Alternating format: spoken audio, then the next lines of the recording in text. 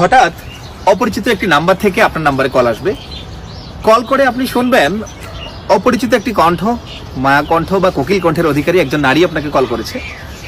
Call করার পর আপনাকে বলবে, খুবই আন্তরিক, ভদ্র এবং সুমিষ্ট ভাষায় বলবে, ভাইয়া বা আপু, আপনি যেই ক্যাটাগরির হন না কেন, আপনাকে বলবে, ভাইয়া বা আপু, আমি খুবই বিপদে পড়েছি, আমাকে একটা হেল্প করতে হবে।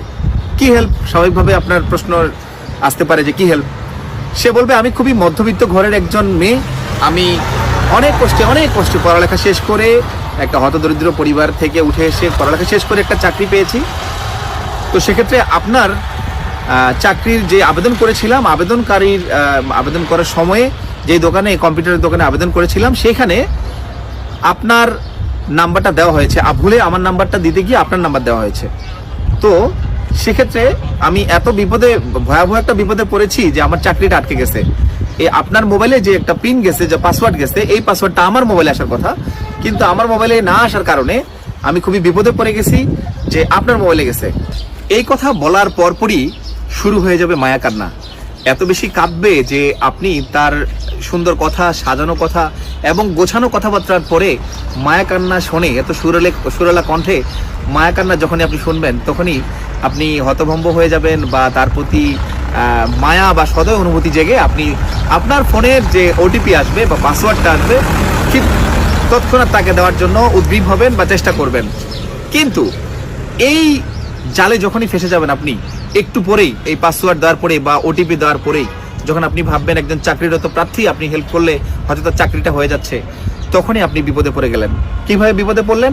আপনি তাকে ওটিপি দেওয়ার পরেই এই পরক্ষণেই দেখবেন আপনার মোবাইলে যদি বিকাশ, নগদ বা উপায় বা যে ধরনের ব্যাংকিং লেনদেন সেবা থাকে, দেখবেন কিছুক্ষণ পরে আপনার অ্যাকাউন্ট শূন্য হয়ে যেতে পারে। এছাড়াও ব্যাপারটি এখানেই শেষ হয়ে যেতে পারত। এরপরে আপনি কল করলে তার নম্বরে কল যাবে না এবং আপনি কিছুক্ষণ পরে দেখবেন ব্ল্যাকমেইলের শিকার হচ্ছেন। কিভাবে ব্ল্যাকমেইলের শিকার হচ্ছেন?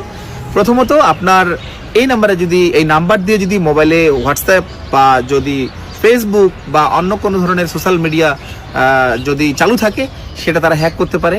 হ্যাক করার পরে আপনার পার্সোনাল ছবি কিংবা অ্যাকাউন্ট হ্যাক করে আপনাকে বিব্রতকর পরিস্থিতিতে ফেলতে পারে, টাকা চাইতে পারে, ব্ল্যাকমেইল করতে পারে।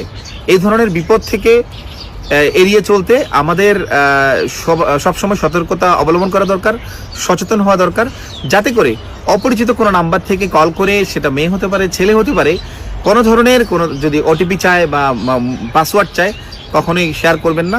কেননা মনে রাখবেন, কোনো কোম্পানি বা কোনো প্রতিষ্ঠান, কোনো ধরনের ব্যাংকিং সেবা খাত আপনাকে কখনোই ওটিপি সেন্ড করবে না। ওটিপি সেন্ড করে কোনো প্রতিষ্ঠান আপনার কাছ থেকে